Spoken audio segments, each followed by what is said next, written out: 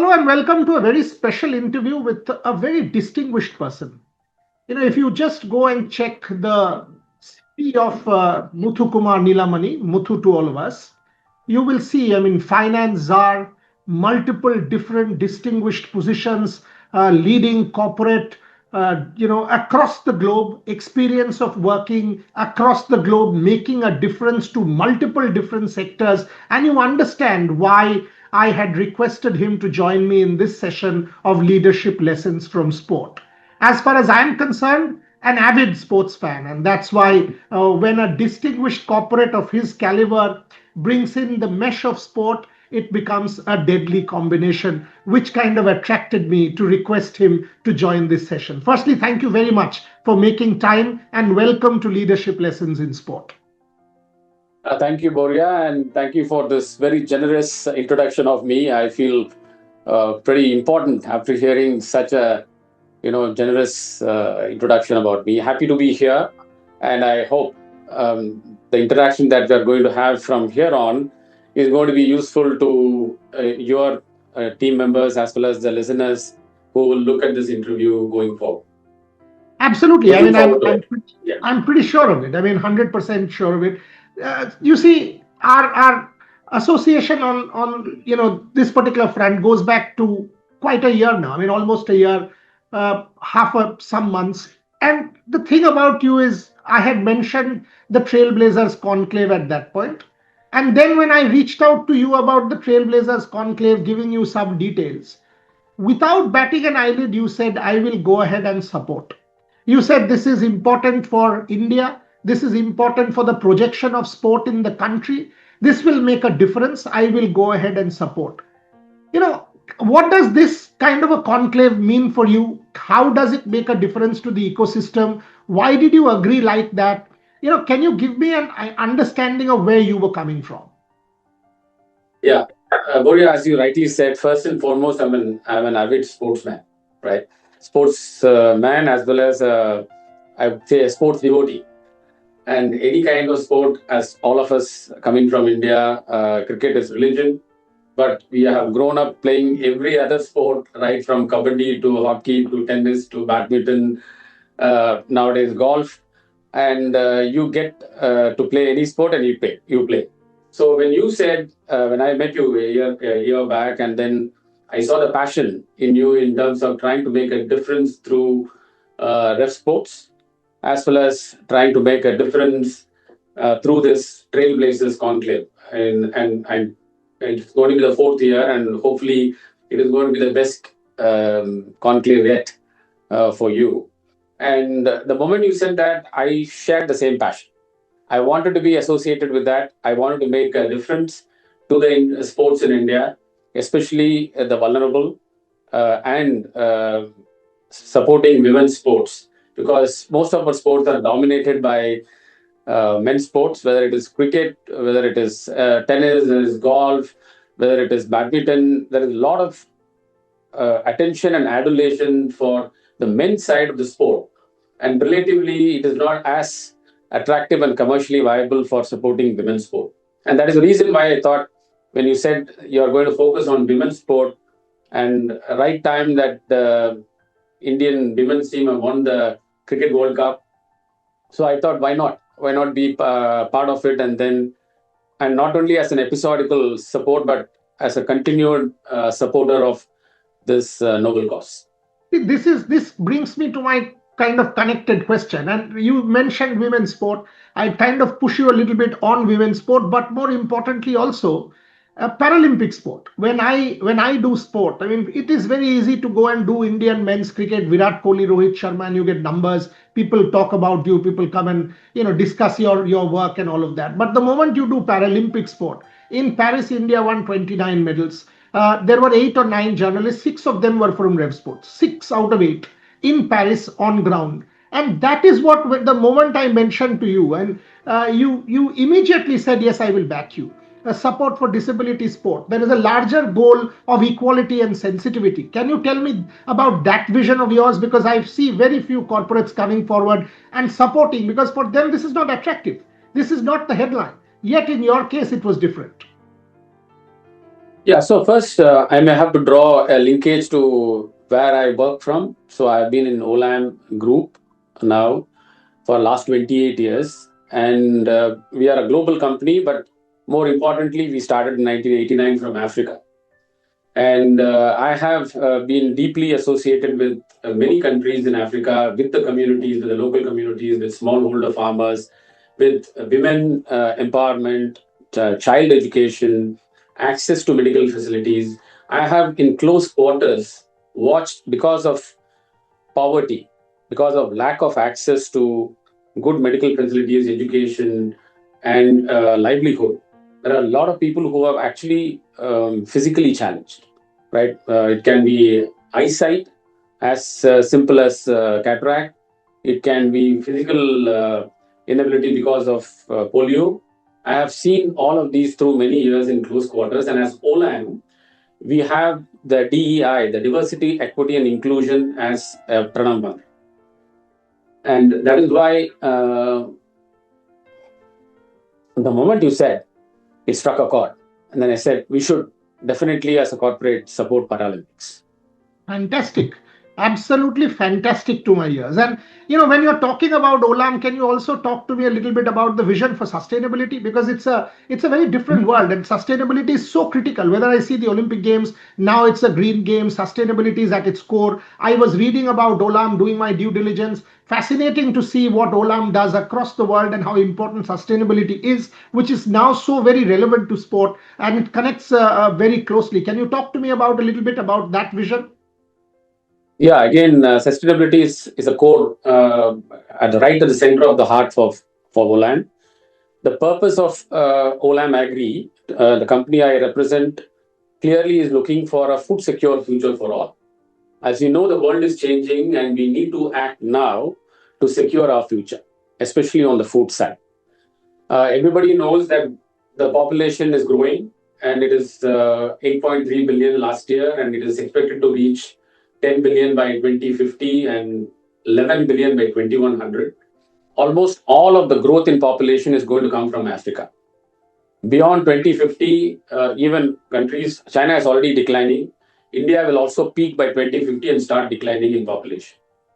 The Western countries are already declining. So the bulk of the growth for in population, and hence demand for food, is going to come from the developing countries. The second is we need close to the size of India every year to replant to meet this growing demand for food. And we do not have arable land. And every year we are having probably the size of Europe of arable land getting degraded, soil degradation, because of excessive tilling, because of excessive application of fertilizer. The productivity of the soil is rapidly reducing and diminishing. So we need, first, we don't have more arable land, we need more food. So we have to dramatically use technology to improve food production to meet the growing demand for food. Secondly, the dietary profile of the people in developing countries are also changing from a carbohydrate based diet to a more protein based diet, which means that we need more fish, more chicken, more beef, more lamb to be produced. And these are water hungry, dietary propositions, unlike vegetables and fruits. So we have to have an ability to have more crop per drop of water. And we believe that if at all, God forbid, that there is a World War III, it will be fought over for water. Wow. Right? So hence, sustainability is hugely important, especially in the food and agriculture sector where we are involved in. One company like us cannot change the world. There has to be a multi-faceted, multilateral cooperation across governments, NGOs, parastatals like World Bank and IMF, etc., and commercial banks, private sector like us, and common man. All of us have to really join and first be aware of this climate change impact that is going to create serious food crisis if we don't collaborate and turn the world into a better place, right? And that is why sustainability is very, very important. And yes, definitely in sport also it is should be at the heart of it. And I will, in many ways, when we hopefully have the panel in the forthcoming Trailblazers Conclave, we can talk about it just to create awareness about how important sustainability it is for the common man. The truth is, I did not know what you were talking about is something that in that little couple of minutes I got educated. And yes, absolutely. I mean, this is absolutely at the core of our very existence. So more and more awareness and more talk on this sector is welcome. And for general people like us who are not experts, unlike you, this kind of talk where it is accessible to us, we were able to understand what you just said made sense to me. It will make sense to everybody. We would be enlightened and educated as a result of this. Excellent. So we are sitting and doing this interview in a boardroom. You are sitting in a boardroom. I'm sitting in my studio. As a corporate leader who has sport at his heart. I mean, you've played sport. You've played all these sports. What are the lessons from sport, if I can ask you, that you have used in a boardroom? I mean, in my case, sport teaches me how to lose, to face adversity. What does sport teach, Muthukumar? So first and foremost, even if it at the cost of sounding cliched, sport definitely teaches team play, right? So in a boardroom setup, when there are people who are highly competent, highly experienced, the contra would be that they can be egoistic as well, right? So to get a decision which is right for the company, even if some of the members who are present in that boardroom may not necessarily agree, it is important to have the sense of camaraderie. And that is what sport has really taught me in terms of having the ability to be humble, yet have the ability to connect to people who may not necessarily see eye to eye for a particular decision that needs to be taken for the common betterment of the organization. This reminded me of what Gary Kirsten told me, that not necessarily will everybody see eye to eye.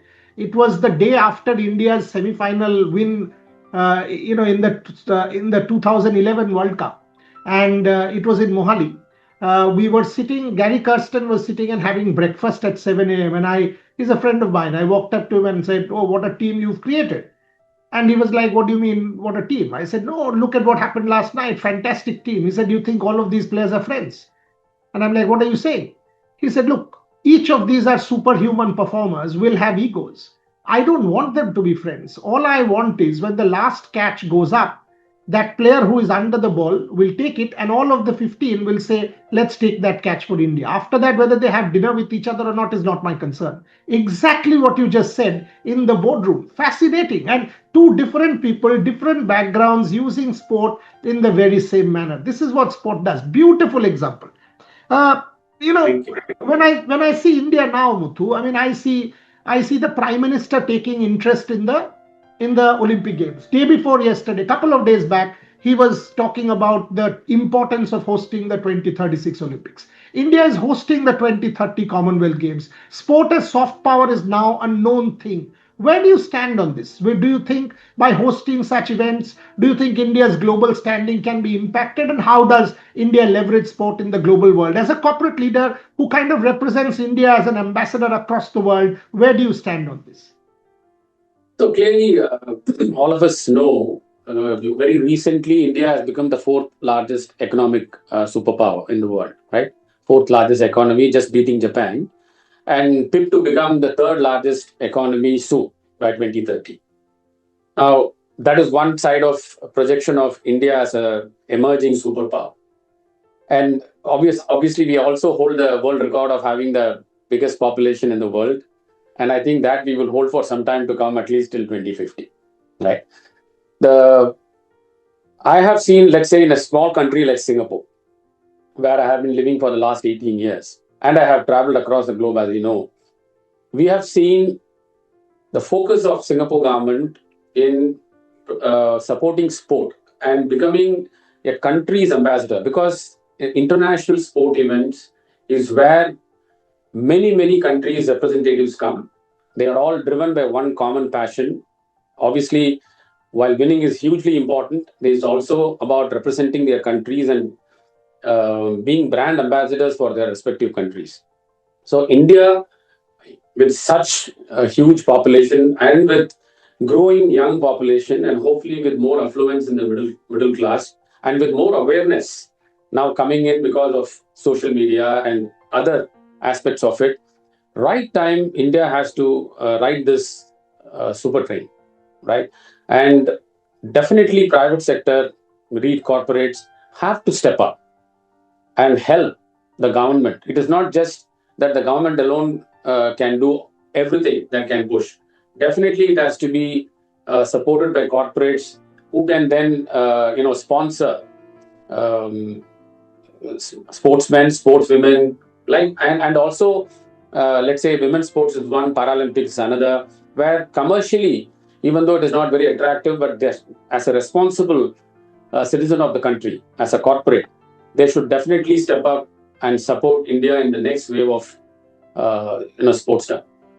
That kind of gets me to my question on women's cricket again, because and what you just said, that commercially it might not be attractive. Now it is, with the World Cup win. I remember speaking to you in September in Dubai, and I'd mentioned women's cricket to you, and without even batting an eyelid, you had said, let's back it, because, and at that point India did not win the World Cup. So it was not a result driven one, it was a process driven one. In your case, you did not say, oh, you know what, let this team win, then I will support women's cricket. You said, no, let's go back it, let's do it for empowerment, let's do it as a clear vision.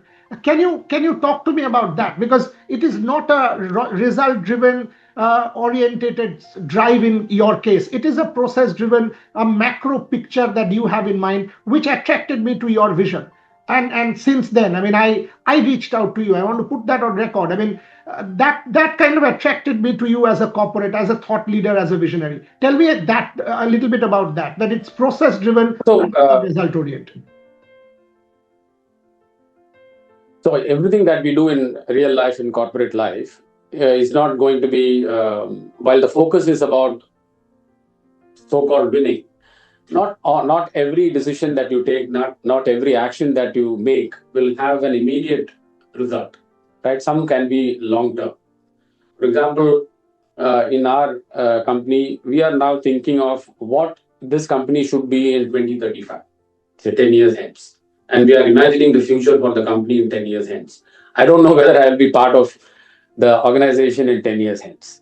May or may not be. But that is not about, in my tenure, in my stay in this organization, I want to achieve something. So there is no short-term vision in that. So the link between not entirely being result-oriented, but process-oriented is about having the ability to think beyond yourself, right? And the moment you think beyond yourself, you automatically gravitate towards process, long-term vision, and not short-term result-oriented tactical approach. And clearly, that is what has probably got ingrained in me over years, the last 28 years in Olam, that we always look at the big picture and say that, okay, you have to eat in the short term to live in the long term. Yes, agree. But that long term is what is more important for creating a huge impact and success in the global arena. Last three questions, and kind of coming from this, how do you measure, this is a kind of a complex one, because, and I ask all the corporate leaders I've spoken to as part of this series, whether it's Shashwat Goenka, yourself, TV Narendran, Pat Jindal, all of them, I've asked this question. The common one I ask: how do you measure success? How do you measure progress and impact? So, success, there are many ways in which you can define success. One is the financial or commercial success as a corporate, right? And you set your goals, you can have an annual budgeting process, you can have a strategic plan, you can have a long-term vision and plan, and you align the organization towards it. Now, success for me is creation of values, not creation of profits. So if you just create profit but not create value, actually you are not helping the shareholders gain success. So let me explain that to you. For example, I make $10 of profit. or $100 of profit, my cost for generating the $100 is, let's say, $110, which is, let's say, the weighted average cost of capital or the cost of equity. So I have taken equity from the public market or private market, and I have deployed that money to run my business and generate a $100 profit. But the cost of that equity to invest and run this business, let's say, is $110. Actually, I'm eroding value, even though I have made $100 profit. So first for me is creation of value is the measure of success, not creation of profits. Right? And then you have to look at how do you measure impact. Now, impact is one, the organization has to be aligned. So as a combined Olam group, we are more than 90,000 employees worldwide in 67 countries, right? So we need alignment within the company with employees. So there are three stages of looking at employees. The first is there are satisfied employees. So employees who are satisfied that, oh, I'm working for Olam, I get my income, I contribute to the company, I'm satisfied, right? So that is the base level of many organizations will have probably 75, 80% of the organization worldwide will have satisfied employees and they are happy about it. There are 10 to 15% of the organization have engaged employees who are engaged, who are actually wanting to make a difference by contributing towards the betterment of the company, not just do what you have been paid to do. And they are called the engaged employees. There, the productivity of the employees goes double than a satisfied employee. Then the ultimate holy grail is actually being inspired employees, where everybody has a spring on their feet. They want to come to office every day, want to make a difference, know that they can contribute to change the world. That is inspired employees. To me, measuring impact would have a large organization with a set of inspired employees. That's one measure of measuring impact and success. So if you have the inspired employees, and that is a huge ask, it's not very easy, but that is what will make tremendous difference. And if every corporate is looking at going from a satisfied to engaged to inspired employees journey, the world will be a very, very different place. I will take this line that success is not about creating profit, it's about creating value. I will take this line from you. This is an very, very interesting line. I mean, my takeaway from this particular question. Last two, you work so much in Africa. When I see Africa and see the landscape, 9 teams qualified, maybe 10. Look at what is happening with the FIFA World Cup and African football. Look at what's going on at Cape Verde and all these countries and Senegal, and it's an African World Cup in many sense this year, the FIFA World Cup. Thoughts on that, and look at how the sport kind of galvanizes the whole continent, and what can India kind of take from that? Because our football just about restarting, but as a country, we can learn so much from the African countries and their FIFA success. So, definitely what India can take away from Africa is India is in a much better position in terms of nourishment, access to medical care, access to sports facilities compared to most countries in Africa, right? So very, very poor infrastructure, sports infrastructure facilities, support from the government. But there is, I would say, a community passion that drives sport in Africa. First is they are naturally endowed with fantastic physical agility. Majority of the African nations have very strong, tall, leap, physical attributes to most of the Africans, and that they enjoy. That's God's gift. But they leverage on it purely by enjoying the game, right? They are not driven by, I have to win every time. Of course, there is a focus for winning, but the sheer joy of playing a sport is something India should learn from Africa. The sheer joy of playing. They just enjoy playing a sport. And it comes very, very spontaneously to Africans. Fantastic. Sport for all, and not elite high performance sport, which is medals driven rather than process driven. The joy of playing sport. Ultimately, all of us do sport for the joy of it. And that's what you've brought me back to my final question. 28 years in Olam, 1997, in the middle, as I said, distinguished corporate career, academic career as well, when I see the degrees from Wharton and others. What is the legacy that Muthukumar wants to leave behind? Tell me that. I mean, when you look back, I mean, does kind of sport play a part in that? What is your legacy as a corporate leader, as a thought leader, as somebody who's been at the top of his game? What is your legacy that you want to leave behind? So let's say I have another decade of corporate life, and I want the world to be a better place in terms of food security. Right, I want to leave a lasting impact in not only galvanizing my organization but also several other organizations, global organizations, to come together and then create a more food secure planet. So that is something which I'm very passionate about from a corporate side. From a personal side, I really want. We run two trusts. There is a Neelamani Foundation, and then there is a Neelamani Religious Trust based in India, and we want to really support old age people, young girls in rural locations for education. We want to clearly support music and sport. Revsportz is one example. And from a more religious side, we want to revive the temples in India. Right. So those are the things that I'm passionate about. So beyond the corporate life, and that is something which clearly I want to focus and then leave a legacy so that my children and for generations to come, they actually make this foundation stronger and bigger and ensure that we are having an ability to create a globally positive impact. And finally, as a human being, I want anybody who is continuing in Olam after I step down, if they come across to me in the street, they voluntarily come and say hi. And that is something I want to leave as a legacy. Lovely.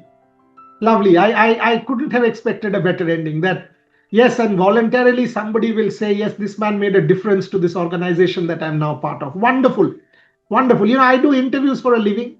Pride myself in doing that. The last 30 minutes that we've spoken to each other has been enriching, and thank you for it. I mean, it was brilliant talking to you, excellent, and I'm sure the viewers and the listeners who watch this interview as part of this series, Leadership Lessons from Sport, with the nation and the world's leading corporates, will benefit from it. Muthukumar, thank you very much, and absolutely appreciate your support and look forward to physically catching up with you at the Trailblazers Conclave, having you part of the panels and celebrating sport together. Thank you very much for joining me.